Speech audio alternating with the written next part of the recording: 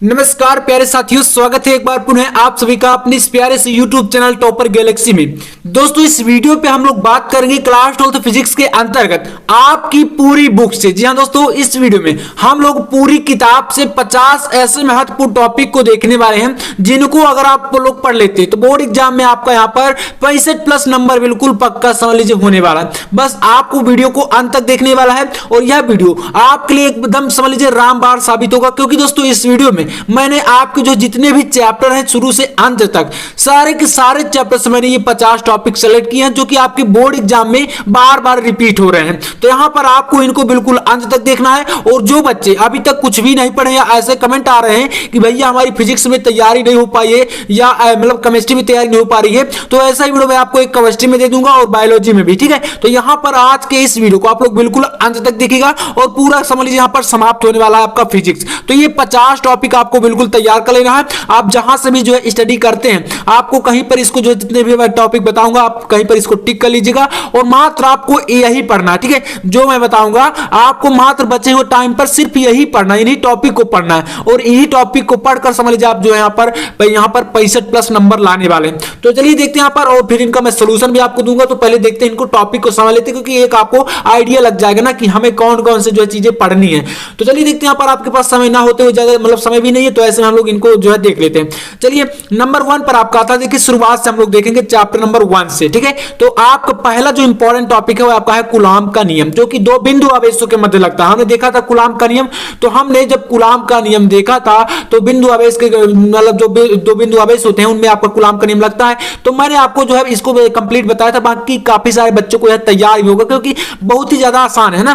तो इसको आपको तैयार कर लेना बहुत ही ज्यादा दोस्तों इंपॉर्टेंट है। और देखिए ये आपका देखिए ज्यादा नंबर के लिए नहीं आता, ये भी आप समझ लीजिए, या मात्र आप समझ लीजिए 2 या 3 नंबर के लिए आता है, ऐसा ये टॉपिक है। तो यहां पर 2 नंबर या 3 नंबर या 5 नंबर जितने नंबर के टॉपिक है सारे इसी में सम्मिलित है ना, चाहे आपका लॉन्ग में आए चाहे शॉर्ट में आए, सारे के सारे इसी में आपके सम्मिलित है। तो आपको अंत तक देखना। इसके बाद दूसरा देखिए, नेक्स्ट आपका वांडी ग्राफ जनित्र है ना। तो वांडी ग्राफ जनित्र क्या होता है, इसको मैंने एक कंप्लीट वीडियो में समझाया है। बस आपको इस वीडियो के डिस्क्रिप्शन में जाना है, तो वहां पर आपको प्ले लिस्ट मिल जाएगा फिजिक्स का, ठीक है।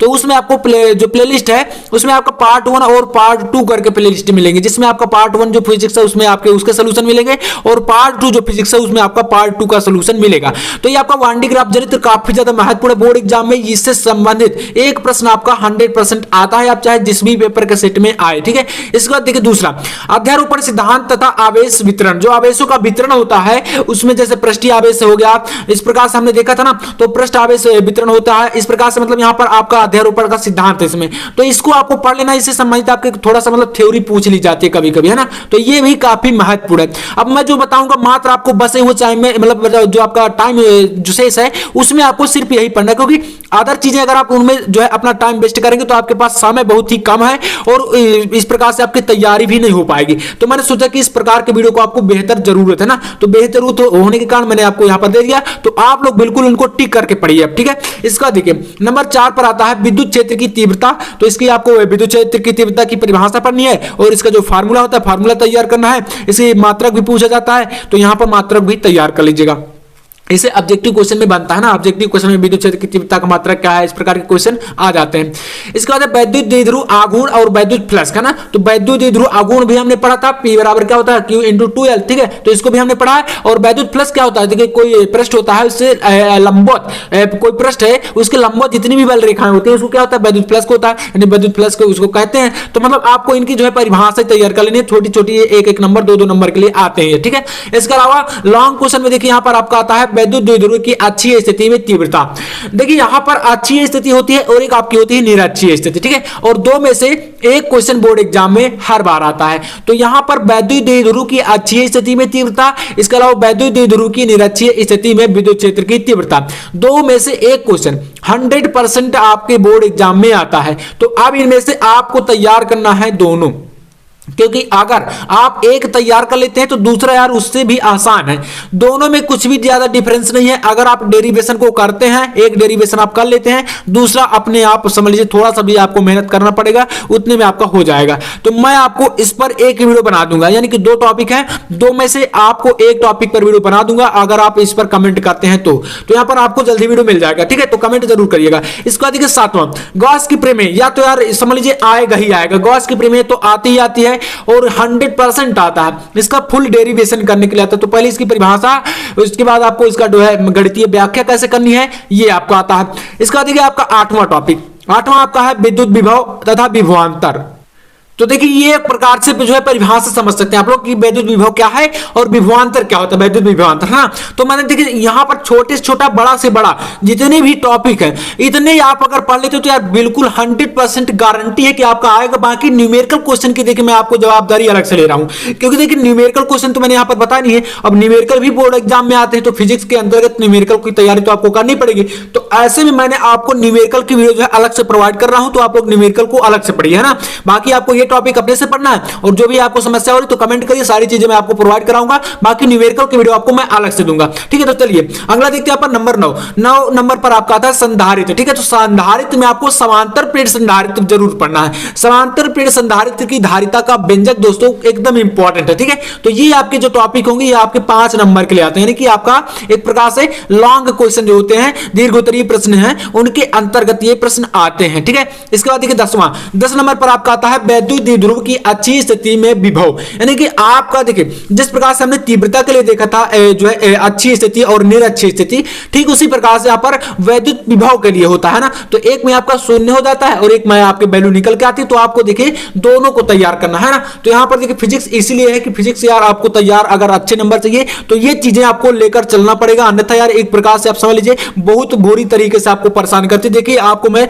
यहां पर जब एक ये क्वेश्चन पेपर है हमारे पास, इसको मैं आपको सॉल्व कराऊंगा, ठीक है। जस्ट मैं आपको एक इसके बाद ही मैं आपको इसका जो है सॉल्यूशन देने वाला हूं। इसमें आपको मैं दिखा दूंगा देखिए किस प्रकार के क्वेश्चन आते हैं। जैसे मैं आपको यहां पर दिखाऊं तो यहां पर आपका ऑब्जेक्टिव टाइप में भी देखिए यहां पर कुछ न्यूमेरिकल क्वेश्चन आ जाते हैं, इस प्रकार के न्यूमेरिकल जो आते हैं, तो इनको मैं आपको यहां पर एक जो है वीडियो में एक कॉपी में लिखकर ये सारे न्यूमेरिकल अभी सॉल्व करा दूंगा, ठीक है। तो आपको परेशान नहीं होना, इससे आपको काफी ज्यादा प्रैक्टिस होगी कि हमें यहां फिजिक्स में कैसे क्वेश्चन को सॉल्व करना, ठीक है। तो मैं आपको इसका सॉल्यूशन जल्दी देने वाला हूं। तो चलिए इसके बाद देखते हैं यहां पर नेक्स्ट आपका समविभव पृष्ठ क्या होता है, ठीक है। समविभव पृष्ठ तो यार सिंपल है, ये परिभाषा है कि ऐसा पृष्ठ जिसके मतलब प्रत्येक जो है मतलब बिंदु पर विभव क्या होता है, समान होता है। तो वहां पर समविभव पृष्ठ होता है और इसके गुण बता देने हैं, तो यहां पर इसका गुण भी देना है, तो ये आपका शॉर्ट में आएगा। इसके बाद देखिए नेक्स्ट आपका वैद्युत ऊर्जा और शक्ति, यह भी काफी दोस्तों इंपॉर्टेंट है। वैद्युत ऊर्जा क्या है और इसमें आपको शक्ति बताना। इसके बाद देखिए अगला धारा घनत्व तथा अनुगमन वेग में संबंध, इसको मैंने आपको कम से कम 3 बार कराया है। तो धारा घनत्व और अनुगमन वेग में संबंध हमने कर लिया है, तो इसको आप लोग देख लीजिएगा। बस आपको यहां पर देखिए थोड़ा सा मेहनत करना पड़ेगा, आपको प्लेलिस्ट ओपन करनी है फिजिक्स की और बाकी सारे वीडियो आपको वहां पर मिल जाएंगे। चलिए इसके बाद देखते हैं यहां पर नेक्स्ट सेल के विद्युत वाहक बल यानी कि जो आपका EMF होता है, ठीक है, तथा विभवांतर में संबंध बताना है, यानी कि इनको आपको थोड़ा सा तैयार करना है। इसके बाद अगला 15 नंबर व्हीटस्टोन सेतु का सिद्धांत। देखिए किरचॉफ के नियम आपने पढ़े होंगे, ठीक है। इसमें आपका किरचॉफ का नियम आता है, किरचॉफ के नियम। तो इसमें आपको देखिए मैंने यहां पर ये बताया है जो आपके किरचॉफ के 2 नियम, पहला आपका संधि का नियम होता है और एक आपका बंद पास के लिए होता है। तो यहां पर दोनों नियमों को तैयार कर लेना है और जो 2-3 नियम जो होता है उसके अनुसार आपको व्हीटस्टोन सेतु जो कि संतुलन अवस्था में होता है उसको दर्शाना है ना। तो ये मैं आपको बता चुका हूं। तो आपको ये 16 टॉपिक यहां से कंप्लीट होते हैं।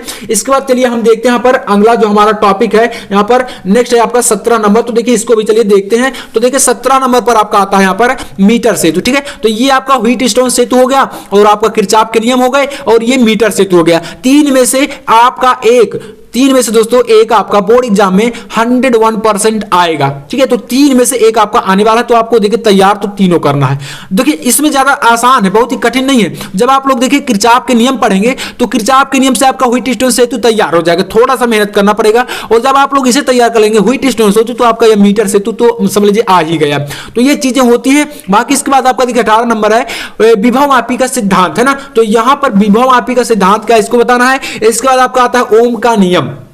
अब देखिए ओम का नियम आप सोच रहे होंगे कि यार हमें तो आता है, लेकिन दोस्तों ओम का नियम आपको V बराबर IR प्रूव करने के लिए यहां पर श्रांति काल और मुक्त इलेक्ट्रॉन का जो श्रांति काल होता है उसके अनुसार आपको जो है यहां पर सिद्ध करना। अब आप जो है 10th में जैसा ओम का नियम पढ़े हैं वो ऐसा ओम का नियम आपको नहीं बताना ना, तो ये चीजें आपको यहां पर थोड़ा सा डिफरेंस तरीके से बतानी पड़ेंगी, तो ये आपका काफी महत्वपूर्ण है। तो इसके बाद आपका 20 नंबर पर आता है बायो-सेवर्ट नियम, ठीक है, बायो-सेवर्ट नियम, इसका आपको पूरा व्यंजक देना पड़ेगा, तो बहुत ही आसान है ये, ठीक है। तो बायो-सेवर्ट नियम आपको बता देना जो कि आपका ideal sin theta upon r square होता है, तो ये आपका बायो-सेवर्ट नियम हो गया। इसके बाद अगला आपका किसी धारावाही लूप के केंद्र पर उत्पन्न चुंबकीय क्षेत्र, तो ये किससे होता है, तो ये बायो-सेवर्ट नियम का एक प्रकार से अनुप्रयोग है ना, तो बायो-सेवर्ट नियम आपको पढ़ना, साथ ही इसके अनुप्रयोग भी आपको पढ़ने हैं, तो अनुप्रयोग काफी महत्वपूर्ण है, तो इस प्रकार से आप लोग पढ़ लीजिएगा। अनुप्रयोग का मतलब आपको बायो-सेवर्ट नियम का उपयोग करते हुए ये सारी चीजें प्रूव करनी होती हैं।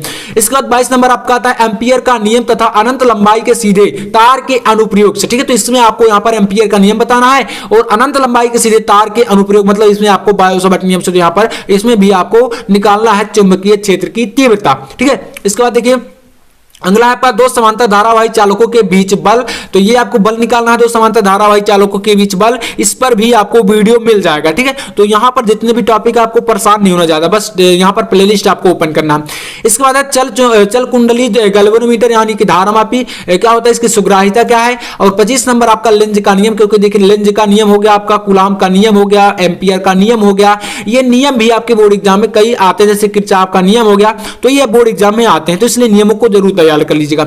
इसके बाद 26 नंबर है अमीटर तथा वोल्टमीटर में इनका जो क्या अंतर होता है और अमीटर का वोल्टमीटर में रूपांतरण कैसे करेंगे। इसके बाद आपका आता है एसी जनित, जो कि आपका यहां पर क्या है, जनरेटर और ट्रांसफार्मर। ट्रांसफार्मर यार एकदम इंपॉर्टेंट टॉपिक है ना, ट्रांसफार्मर से संबंधित चाहे आपके बोर्ड एग्जाम में न्यूमेरिकल क्वेश्चन आए और चाहे आपके बोर्ड एग्जाम में इसका जो है मतलब थ्योरी लिखने के लिए आए, लेकिन आता जरूर है, चित्र सहित आप लोग तैयार कर लीजिएगा। इस पर मैंने वीडियो बनाया है और वो वीडियो हमारे चैनल पर बहुत ही अच्छा चल रहा है, तो आप लोग देख सकते हैं, ठीक है। इसके बाद देखिए नेक्स्ट है हमारा स्वप्रेरण गुणांक तथा अन्योन प्रेरण गुणांक क्या होता है, तो स्वप्रेरण गुणांक पर भी वीडियो है और अन्योन प्रेरण गुणांक पर भी वीडियो है, तो इसलिए आपको यहां पर ज्यादा परेशान होने की जरूरत बिल्कुल नहीं है, बस आपको थोड़ा सा मेहनत करना पड़ेगा, ठीक है। तो थोड़ी सी मेहनत तो यार आप कर सकते हैं, क्योंकि इतना आप जो अगर पहले से मेहनत कर रहे हैं तो इतना तो आप कर सकते हैं। इसका देखिए वैद्युत चुंबकीय तरंगों की अनुप्रस्थ प्रकृति बताइए और वैद्युत चुंबकीय तरंगों की गुण बताइए, तो आपका यहां पर वैद्युत चुंबकीय तरंगे जो आपका चैप्टर है उससे है, ठीक है। और इसके बाद आपका आता है प्रकाश का अपवर्तन, सेकंड पार्ट यहां से स्टार्ट होता है, 30 टॉपिक आपके फर्स्ट बुक से हैं और यहां से आपका स्टार्ट होता है, तो आपको सेकंड पार्ट में देखिए कौन से पढ़ने हैं। तो प्रकाश का अपवर्तन और परावर्तन आप सभी जानते हैं, पहले से पढ़ते चले आ रहे हैं, ज्यादा कुछ खास इसमें है नहीं।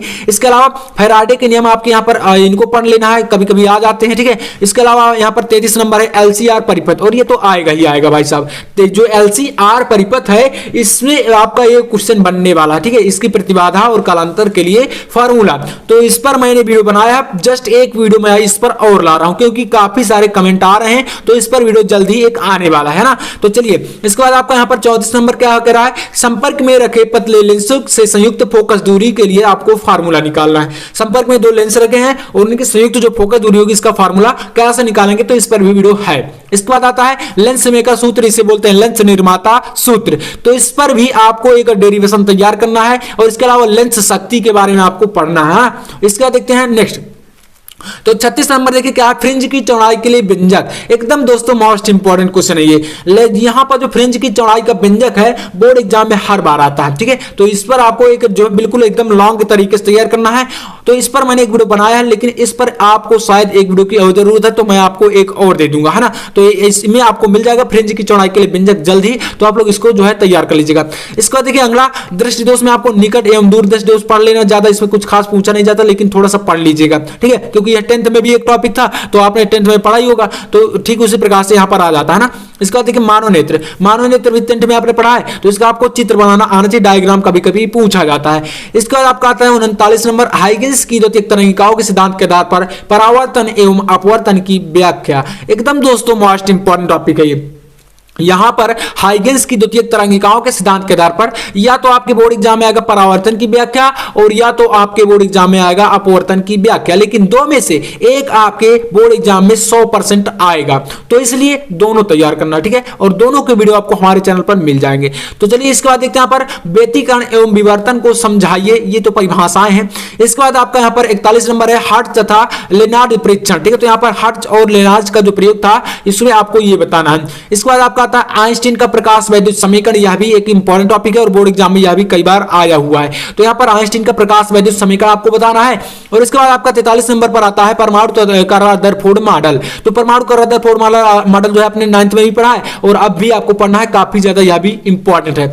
इसके बाद देखिए अगला है आपका दे ब्रॉगली संबंध। ठीक है, दे ब्रॉगली संबंध आपको बताना है, यानी कि जो आपका यहाँ पर एक डेरिवेशन है। इसके अलावा 45 नंबर आपका आता है नाभिकीय विखंडन एवं नाभिकीय संलयन। ठीक है, तो ये भी आपको बता देना है। इसके बाद देखिए 46 नंबर है एन एवं पी प्रकार के अर्धचालक को समझाइए, यानी कि एन प्रकार के अर्धचालक क्या होते हैं, पी प्रकार के अर्धचालक क्या होते हैं। और इसी प्रकार से यहां पर अगला है संभारिक, समलेट्रारिक और समस्थानिक। तो ये तो आप पढ़े चले आ रहे हैं, तो बस आपको इसमें परिभाषा तैयार कर लेनी, क्योंकि परिभाषा इनसे संबंधित कभी कभी पूछ ली जाती है। इसके बाद देखिए अगला आपका आता है पीएन संधि डायोड का पूर्ण तरंग दृष्टिकारी के रूप में उपयोग, और ठीक इसी प्रकार से पीएन संधि डायोड का अर्ध तरंग दृष्टिकारी के रूप में उपयोग। तो ये दोनों टॉपिक में से एक टॉपिक आपका ये भी आता है बोर्ड एग्जाम में हर बार, तो इसलिए तैयार कर लीजिएगा।